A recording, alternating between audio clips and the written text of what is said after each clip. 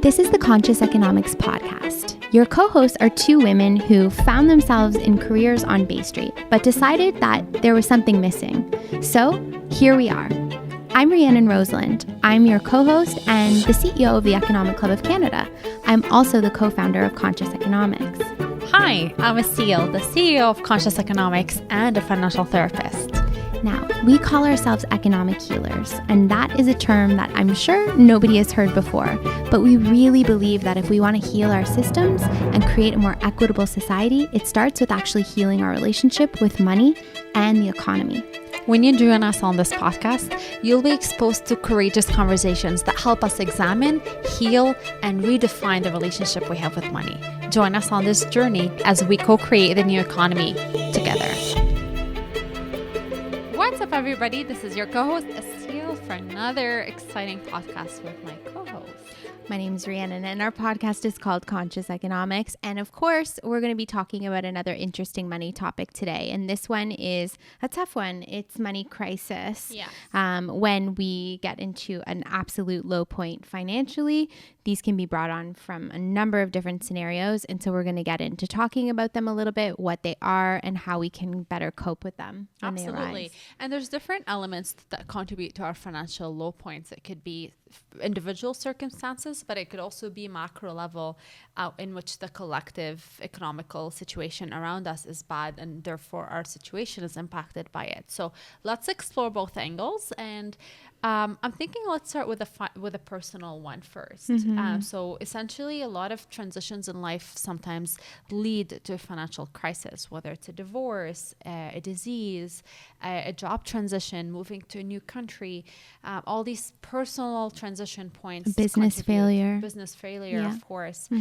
So let's explore that together, first. What kind of experience do you have with money crisis? Unfortunately, I have a few too many, but I went through a divorce, and it was an incredibly difficult financial time. And on top of that, because I was an entrepreneur and a business owner, and because psychologically I was going through so much with the divorce and financially going through so much with the divorce, my business also started to suffer because I wasn't able to be as present and focused.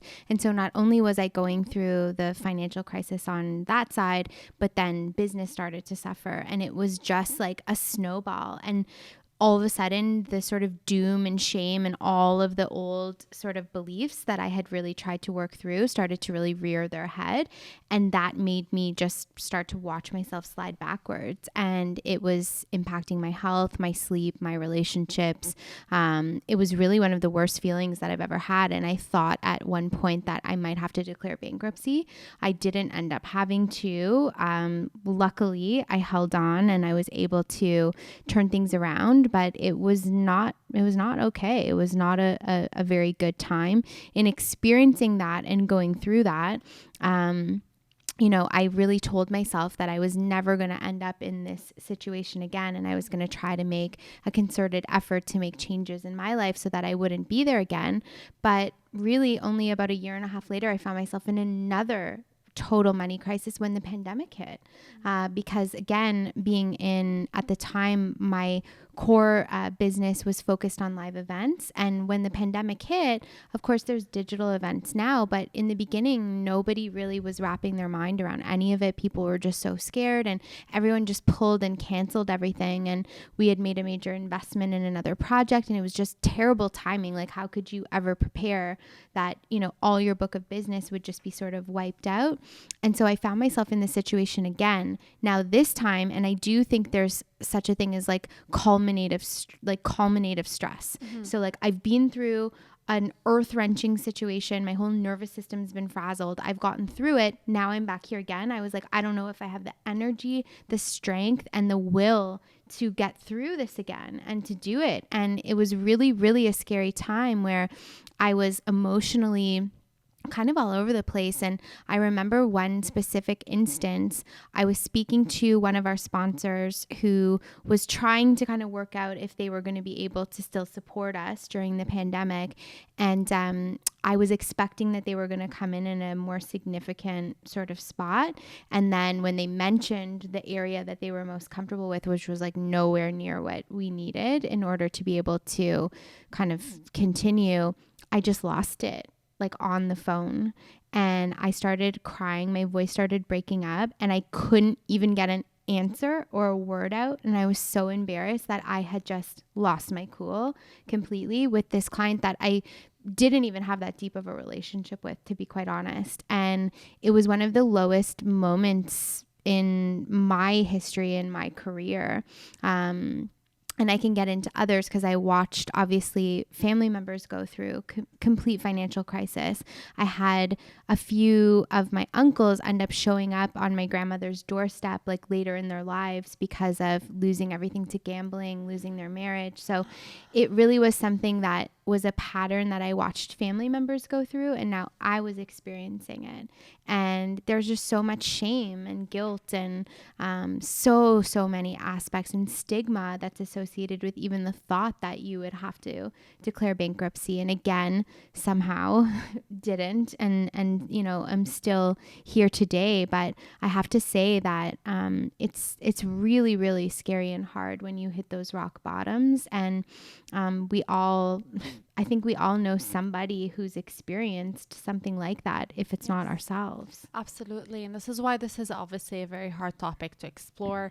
And we honor wherever you are on your journey. So if this podcast is triggering you for any reason, we do invite you to take a pause, to listen to it when you're ready, and to reflect on not just the situation that you're in financially, but all these emotional patterns and belief systems that are really bubbling underneath this fact. Because chances are, and we're going to get into your story a bit more deeper here, when you really not address the root cause of the issue, the pattern itself will continuously perpetuate in your life. You said you were in a situation, you thought you got over the hump, and a year and a half or two later, you're again facing something similar.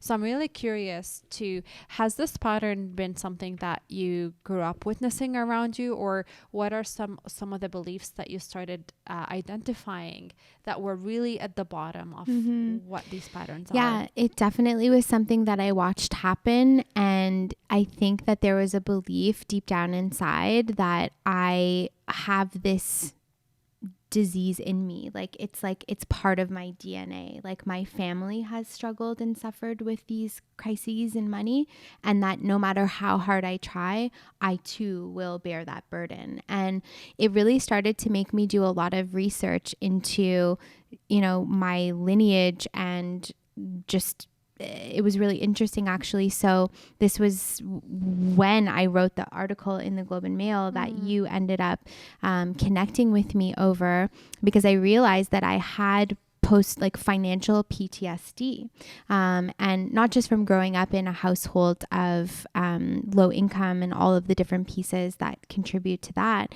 but these financial crises can leave us with post-traumatic stress.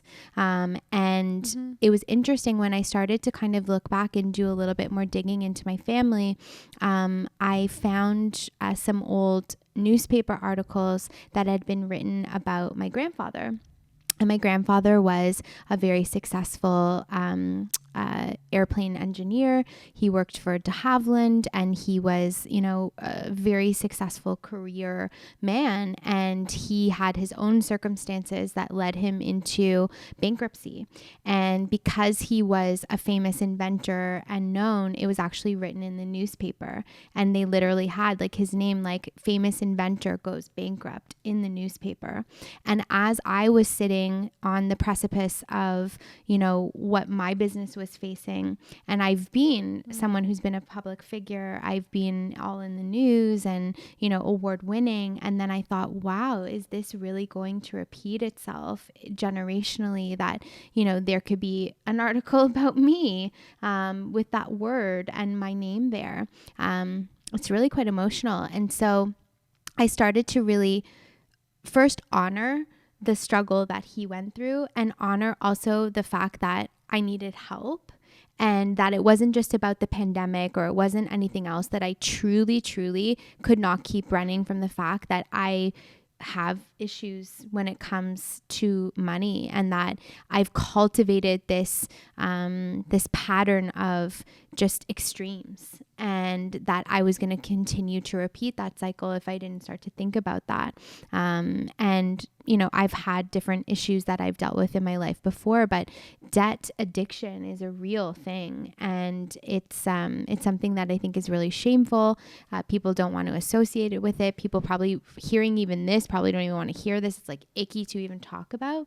But I really just want to say that I've been there. I've been at the bottom, and I know what it feels like, and I know the shame that's associated with it, and that's why we're here to do this podcast, to build these resources. I wholeheartedly so value your vulnerability always, anytime you share, because these topics can really be brought to light when we reflect on how they show up in our lives, really.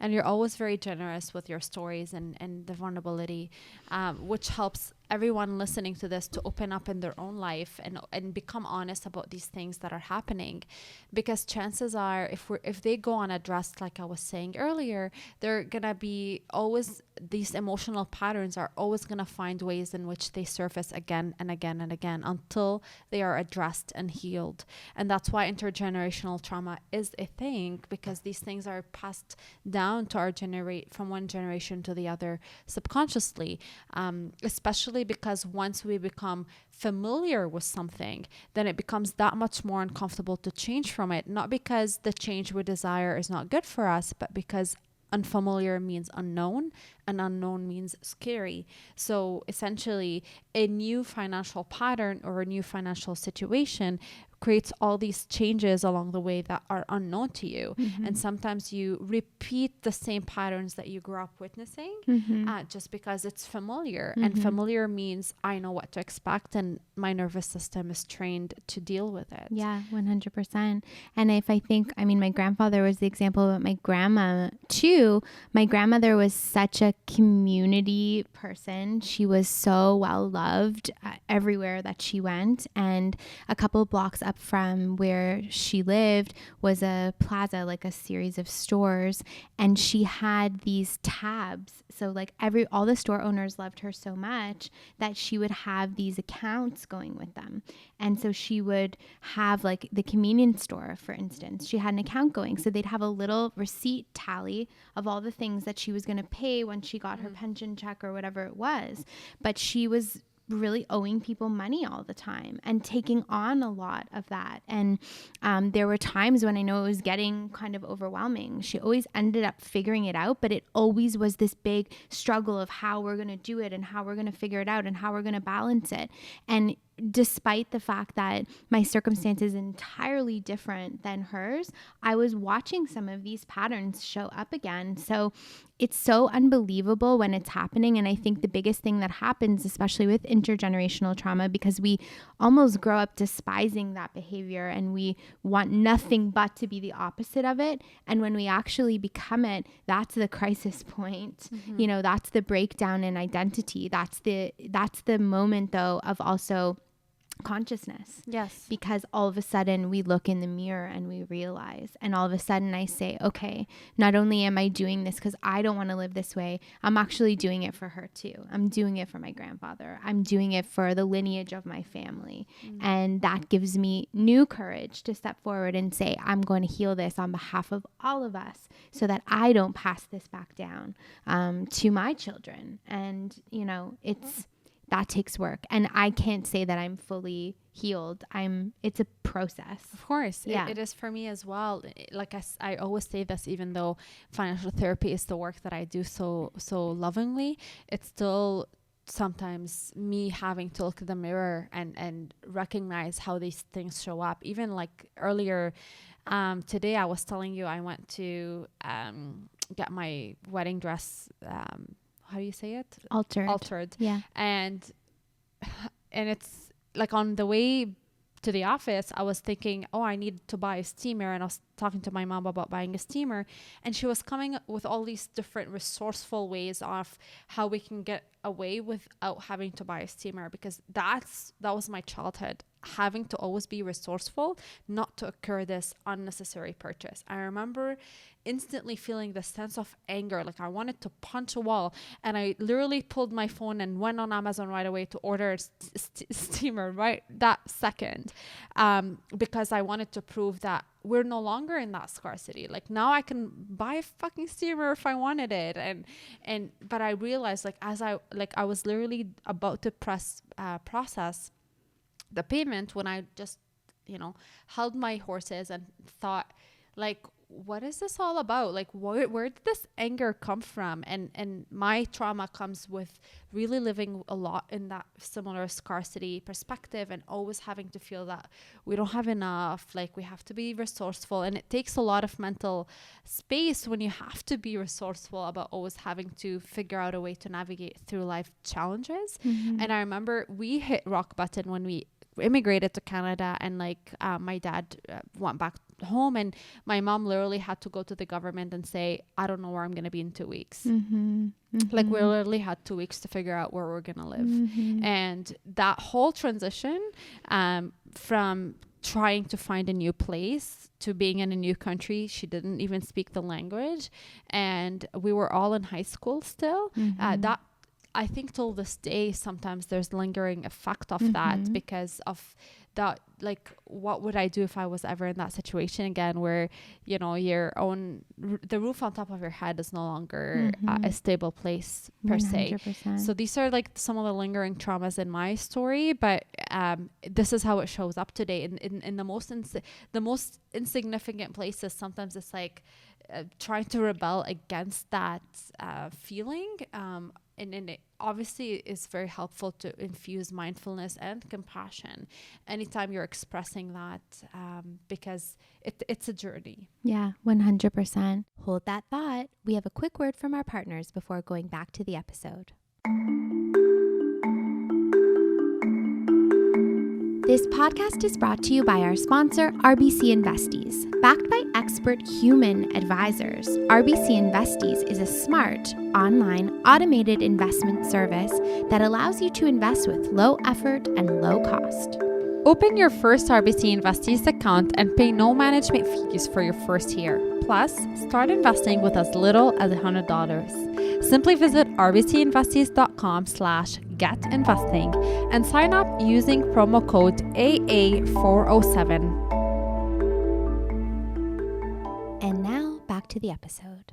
So when people find themselves in these scenarios where they're in a money crisis, and really it's with anything in life, when we hit this rock bottom moment in our lives, it is an actual moment of awakening. Yes. It's a moment where we can actually pattern interrupt and create something new, because it's like you can't deny, you can't run from it anymore. Like, you really are there.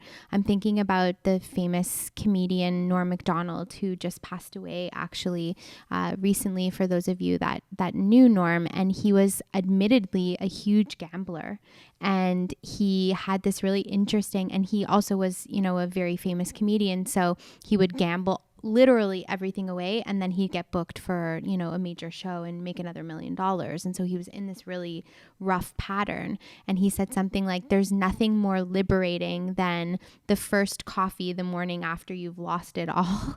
And he, I think what he intended by that is that when we hit the actual wall, there's nowhere else you can go. There's nothing else you can do other than sit in the circumstance and figure out the solution out of it. And there is something liberating about that moment, as opposed to hiding or running or making the excuse. It's like, it just is what it is. Yeah. I've hit the wall. Yeah. When I actually was researching some tips to share with you today about how to overcome financial crisis, a lot of the stuff I was finding online is very practical, like creating a budget, consulting with a professional, and all these things are absolutely important, and prioritizing your goals and creating all these different logistical ways to navigate these tough times. Absolutely granted. But what's really important and usually missed from this conversation, which is why financial therapy is a transformational way of looking into these areas, is truly incorporating the emotional and psychological components in that process as well, because there's emotional wounds underneath these behaviors that are not being addressed, and facing that and making space for that to be healed is an important, like, you're at the rock bottom already, might as well face it, because even if you find ways to navigate the next few months or years with money that you find, that particular crisis is going to resurface in your life if the emotional wound underneath it is not addressed. And this is really something that's important to talk about here, because that's what's usually missed from the conversation. We don't associate or even understand that some of our financial circumstances have a very different emotional root cause behind them. And that's important to think about. And I would have never ever thought that my situation, I never made the correlation, because my situation and the way I made it different was I had done so much work so that I could have a steady flow of money coming in, to not be like my family or to not be in the circumstances of my family. But again, with that flow of money that was coming in, there was guilt and shame because of, again, the rooted belief systems that were in my household, that like wealth was bad, or, you know, the things that we tell ourselves so that we can make ourselves feel okay for the circumstance that we're in. And it was always indoctrinated into me, you know, poor people are good people, and hardworking people sometimes just have to do what they have to do to get by, and all of these things. And so I had a mixture of all of these neuroses that developed into my own interesting way that I ended up in the same scenario, kind of different if you look at it from the outside, but the underlining pieces were all very, very much the same. And yeah. So one of the things I would add here, because I want to really provide you with some tools, is to create certain habits. And this would take time. And I do recommend you seek a professional to support you on that journey. So to create certain things to address your past, certain things to address your present, and certain things to address your future. And by that, I mean, one of the exercises I actually created to my client last year is I asked her to go and interview her parents to understand their money story and their money behavior, which gave her so much awareness and understanding to her own. And bringing awareness by journaling, by interviewing your parents and different practices like that, even writing a money inventory of all these different things that are not checked off, that are just on your shoulder, whether it's emotional burdens or debts or things that you're just not dealing with. So all these different things help us understand what is the past that is currently seeping into the present situation. And then from a present perspective, that's where the practical pieces are helpful. Like, that's when you create a budget and you consult with professional, maybe it's a debt consolidation agency, maybe it's a financial planner, maybe it's really with your banker, and looking into the options that you have. And that's where more the practical pieces are key. But the second part of that, and this is where mindfulness and consciousness comes in play, it's really when we want to start creating that future, so that we can start creating a vision that we want to grow into, and so that there's a long step to do. And what I find is frustrating about the typical financial planning tools is it's just a present situation. It's not addressing the past. It's obviously none addressing of it's the future. talking about the emotionality of it, and that is actually the driving force. Yeah.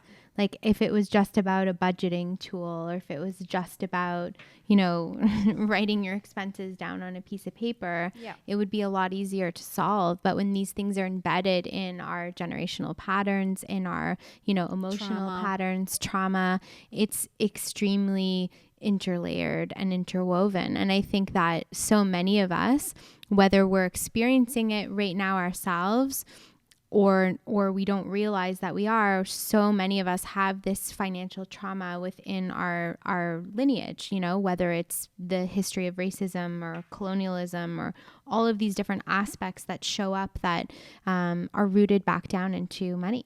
Yes. Mm-hmm. So this is our invitation for you, is to start reflecting on how these issues show up in your life, and you don't have to hit rock bottom to start asking these questions. Like when you hit rock bottom, you don't have a choice but to start asking. How do you say it? She's saying rock button, which is a new thing. I'm in rock button or rock There's bottom. some words I will always That's mess okay. up. Button It's- and we bottom, like it. like English. Come on, why is it so hard?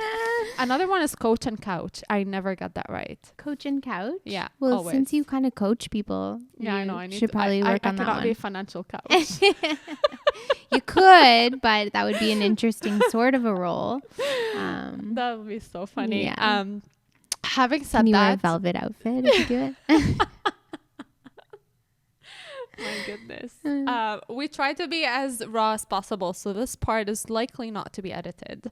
And to go back to our invitation to wrap up this episode is really to start asking these questions before you hit rock bottom. Very good. Yes.